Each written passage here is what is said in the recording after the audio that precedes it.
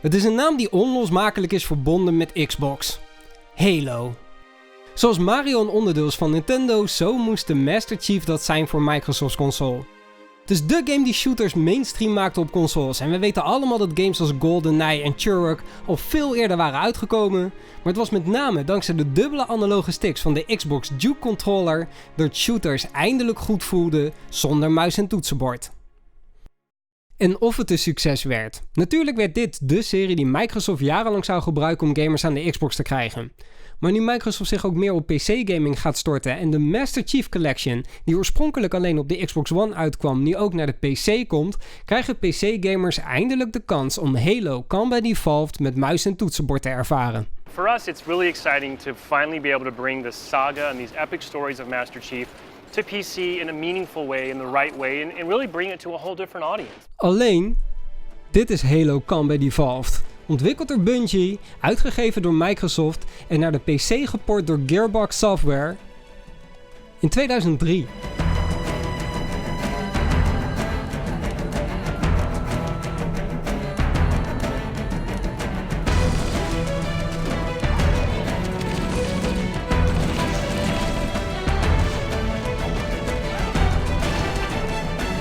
Voordat we beginnen een disclaimer.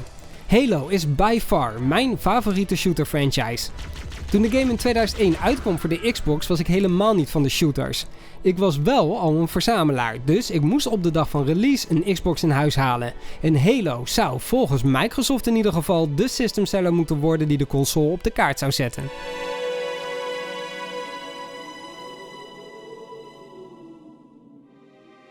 De eerste Xbox werd niet het succes wat Microsoft wilde die generatie, maar het heeft in ieder geval aan mij het shooter-genre verkocht. Het perfectioneerde, naar mijn idee, shooters met een controller. Maar zelfs ik kwam erachter dat je shooters veel beter met een muis en toetsenbord kunt spelen. En het werd dé reden waarom ik de game 2 jaar later weer kocht. En ja, daar staat inderdaad dat er nieuwe toevoegingen zijn. Dit is namelijk de eerste keer dat Halo online multiplayer bevatte. De originele game op de Xbox werkte alleen maar via LAN en daar was het pas bij Halo 2 dat Xbox-spelers online konden gamen. Maar voor de rest van de video richten we ons vooral op de singleplayer campagne, aangezien dat de reden was waarom ik zo verliefd werd op deze serie. En die is gelukkig ongewijzigd gebleven.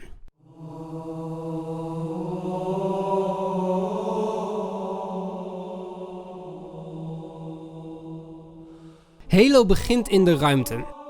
Het oorlogsschip de Pillar of Autumn ligt onder vuur door de kwaadaardige Covenant en volgens de Cole Protocol is de kapitein van het schip verplicht om in zo'n situatie de Covenant weg te leiden van de aarde.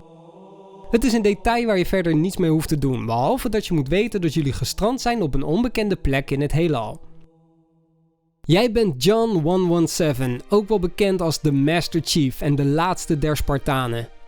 Letterlijk, Spartans waren supersoldaten die het tegen de Covenant moesten opnemen, maar hier niet in slaagden.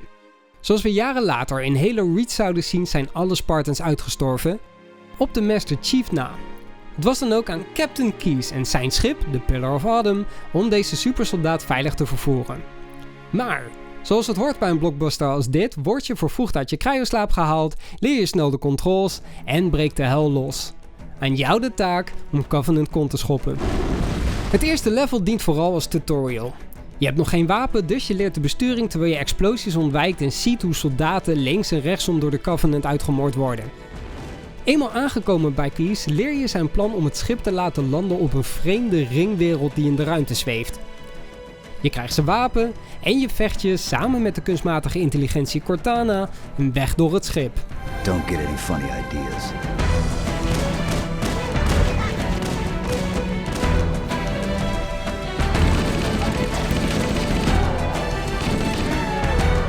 En dit eerste level laat al zien hoe briljant Halo in elkaar zit. De krappe ruimte zorgt ervoor dat contact met vijanden gedoseerd gaat. Je leert spelenderwijs verschillende wapens kennen. En je krijgt een duidelijk beeld van de Covenant, waarover later meer. Maar het echte spektakel begint als je van het schip ontsnapt en je voor het eerst voet zet op de ringwereld die Halo heet. Chief, can you hear me? At last. Are you alright? Can you move? Yeah, there's the impact. There's nothing we can do. Ja, tegenwoordig raken we niet zo snel meer onder de indruk van grote werelden in games. Nu hebben we The Witcher 3, Breath of the Wild, GTA, maar in 2001 was dit bijzonder spectaculair. Houd er rekening mee dat de eerste Far Cry pas in 2004 uitkwam. GTA 3 kwam wel uit in 2001, maar was grafisch lang niet zo indrukwekkend als dit. Vooral omdat je gelijk te maken krijgt met een Covenant schip en 2 Banshees die het op je gemunt hebben. Dit was toen nog ongekend.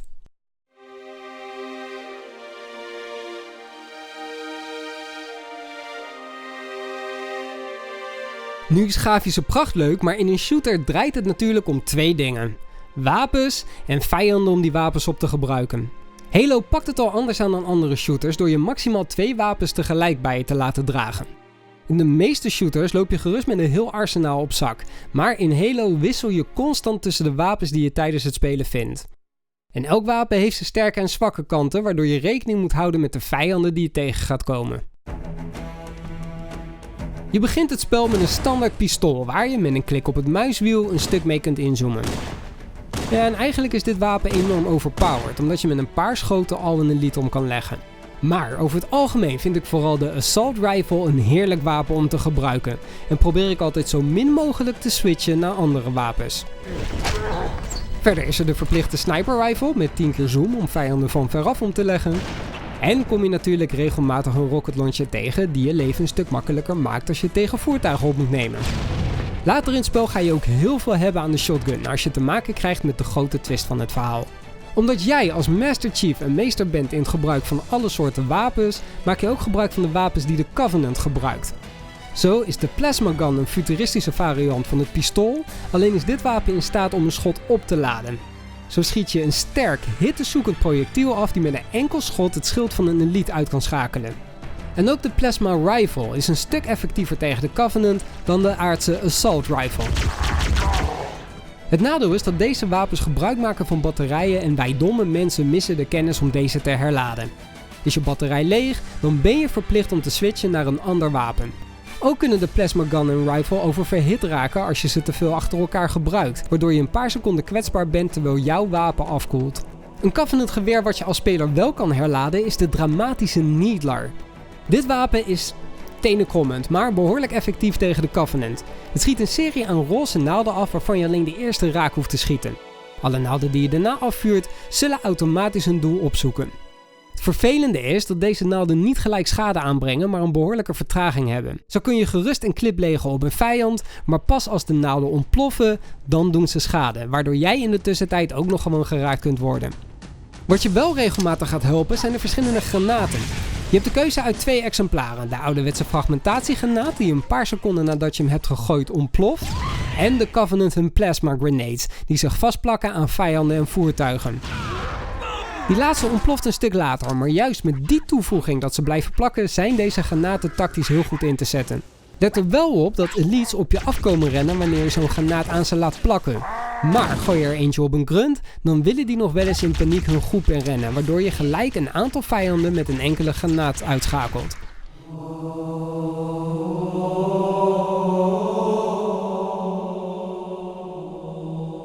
En zo komen we bij de vijanden.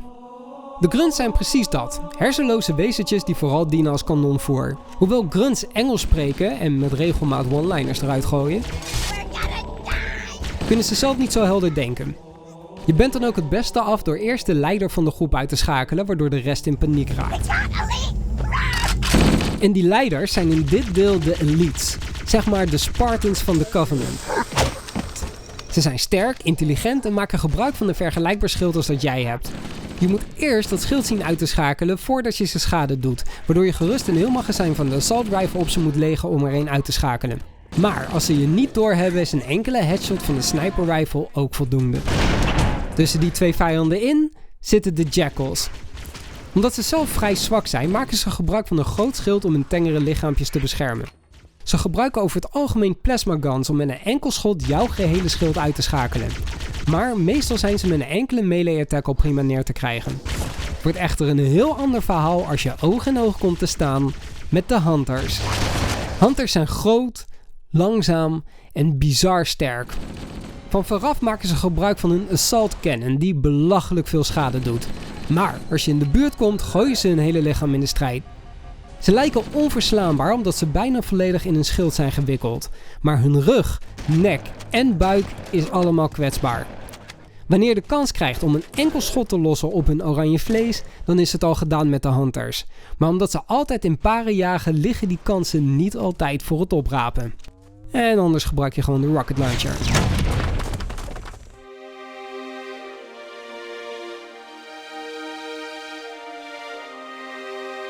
Mocht je nou geen zin hebben om te lopen, dan biedt Halo genoeg andere manieren om meters te maken. De bekendste, de Warthog. Een terreinauto die je in staat stelt om 2 soldaten mee te nemen. 1 als passagier die gewoon zijn wapen gebruikt om de Covenant aan te vallen en 1 achterin die de minigun bedient. Het besturen van de Warthog vereist wel wat oefening omdat je het sturen met de muis doet. Je hoeft hierdoor niet een andere besturing aan te houden als je in een voertuig stapt, maar het voelt daardoor wat anders aan dan dat je misschien gewend bent van racegames. Iets waar je met de langzame Scorpion aanzienlijk minder last van gaat hebben. Deze tank laat zich op dezelfde manier besturen, maar je rijdt minder snel een greppel in met een logapparaat als dit. Dat neemt echter niet weg dat het heerlijk is om de Scorpion te besturen. Je vuurt mortieren af en terwijl de tank zich herlaat, stap je met de rechtermuisknop over op het automatische geweer. De Covenant versie van de tank, de Wraith, is niet te besturen, maar je krijgt wel de controle over Ghosts, eenmans speederbikes met plasma guns en Banshees. Vooral de laatste wordt een belangrijk onderdeel van de game als je naar plekken moet die lopend niet te bereiken zijn. De plasmawapens en de pulse cannon van de Banshee staan je bij tijdens de dogfights die je in de lucht van Halo mee gaat maken. Of gebruik ze gewoon om op een relatief veilige manier een grote groep Covenant aan te vallen. Je gaat het later in het spel namelijk vrij moeilijk krijgen als je erachter komt dat de ringwereld Halo echt is.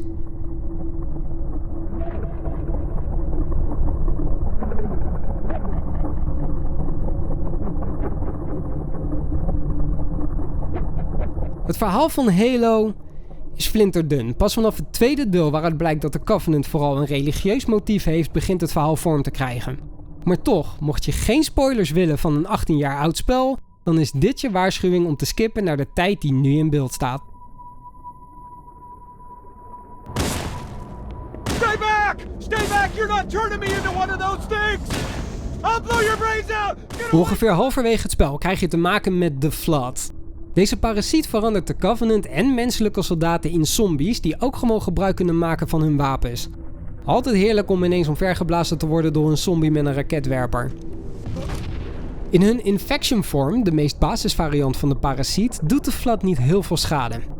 Wanneer een enkele parasiet op je afkomt, ben je beter af om hem gewoon te laten bijten dan om munitie op hem te verspillen. Jouw schild beschermt je van de parasiet terwijl hij de beet niet overleeft. Nee, het gevaar van de Flood zit hem in de aantallen. En dan is de shotgun een heerlijk wapen.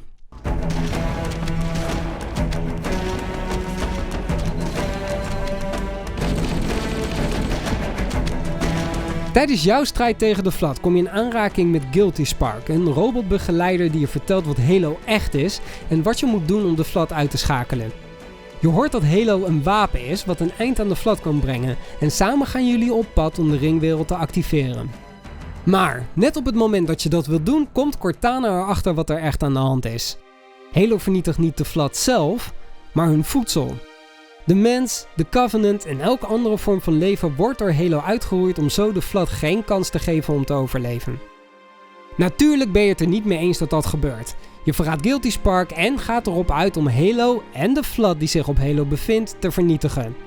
De problemen, die in zeker nog 3 andere games zouden terugkomen, beginnen dan pas echt.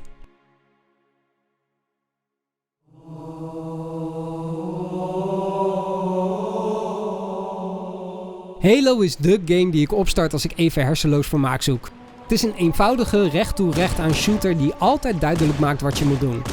Het is mogelijk om te verdwalen in Halo, maar dat heeft meer te maken met de weinige tekortkomingen van deze game. Zo nodigen de grote buitenlevels uit om op onderzoek uit te gaan, maar heel veel meer dan leegte ga je niet vinden als je van je pad afwijkt. En ook lijken heel veel binnenlocaties op elkaar. Vooral de library wordt bekritiseerd om het herhalen van dezelfde ruimtes. Maar er zijn nog veel meer plekken waar dezelfde gangen eindeloos herhaald lijken te worden. In veel gevallen is dat om de laadschermen te verbergen en daarvoor in de plaats krijg je wel een vloeiende speelervaring die zonder problemen van de ene naar de andere ruimte gaat. Het was dus dit of langere laadtijden. Maar in mijn bescheiden optiek mag dat de pret niet drukken. Halo zorgt voor hersenloos vermaak. Je schiet je weg door een exotische wereld die je vooral in de tijd dat deze game uitkwam nog nooit eerder hebt gezien. Het verhaal van de Covenant wordt eigenlijk pas vanaf deel 2 interessant, maar in deze game zijn ze boeiend genoeg als kanonvoer. De genoemde twist houdt de game vers en omdat je naast de vele wapens ook nog verschillende voertuigen tot je beschikking hebt, is er genoeg variatie om te voorkomen dat verveling toeslaat.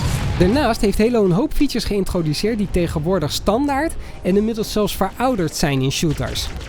Ik heb al genoemd dat je maar 2 wapens tegelijk bij je mag dragen, maar ook de Master Chief's schild, wat herlaat als je even geen schade oploopt, is een functie die door vele shooters gekopieerd is. In Halo wordt nog gebruik gemaakt van een combinatie van het herlaatbare schild en je eigen gezondheid. Is je schild kapot, dan doet de vijand jou zelf schade. Gaat jouw meter dan op 0, dan ga je dood. En om jouw gezondheid weer op peil te krijgen, maak je gebruik van medpacks die door het spel verspreid liggen.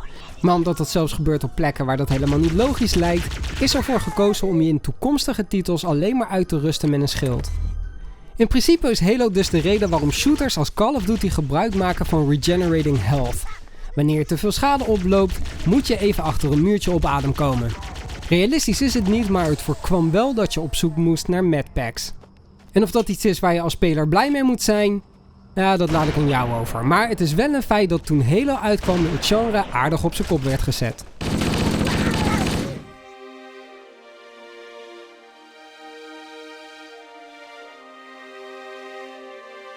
Ik heb een mooie retro Windows XP machine, speciaal voor het spelen van oude games waar ik Halo niet draaiende op kreeg. Maar gelukkig hoeft het ook niet. Bungie heeft een update uitgebracht voor de game die hem prima speelbaar maakt op Windows 10 computers. Maakte gebruik van een vrij eenvoudige game PC om Halo te spelen. Niets meer dan een Ryzen 3 1300X met 16 GB aan RAM en een RX 480 videokaart zijn nodig om te genieten van een vloeiende ervaring van 60 frames per seconde. Ook online. Nou, hoewel verwacht niet te veel van online multiplayer. Het blijkt dat 18 jaar oude games niet heel vaak online gespeeld worden. Jammer, want dit is de enige mogelijkheid om de Fuel Rod Cannon te gebruiken waar de grunts in de singleplayer campagne gebruik van maken. Na een korte zoektocht stuitte ik op een potje Slayer, zeg maar de deathmatch variant van Halo, met 2 andere spelers die AFK bleken te zijn. Mocht je Halo dus willen spelen voor de multiplayer, dan zul je dit zelf moeten organiseren. Als je nog een PC-versie van Halo hebt liggen of je komt hem tegen op de rommelmarkt, dan is het dus vrij eenvoudig om hem aan de praat te krijgen zonder moeilijk te doen met oude hardware of de compatibiliteitsmodus van Windows. Voor het gemak plaats ik de link naar de patch in de omschrijving van deze video zodat je snel kunt spelen. Weet je, nu Halo niet meer door Bungie wordt ontwikkeld, heeft de serie voor mij wel wat glans verloren. En het is niet zo dat de originele trilogie en ODST en Reach mij niet heel dierbaar zijn, want dat is wel het geval. Alleen zie het een beetje als een oude vriendin, waar je hele goede herinneringen aan hebt. Weet je, voordat ze een ander had en oppervlakkig werd en gebruik maakt van nostalgische, liefdesvolle gevoelens om geld uit je zak te kloppen. Ik ben gewoon Dimitri. Bedankt voor het kijken.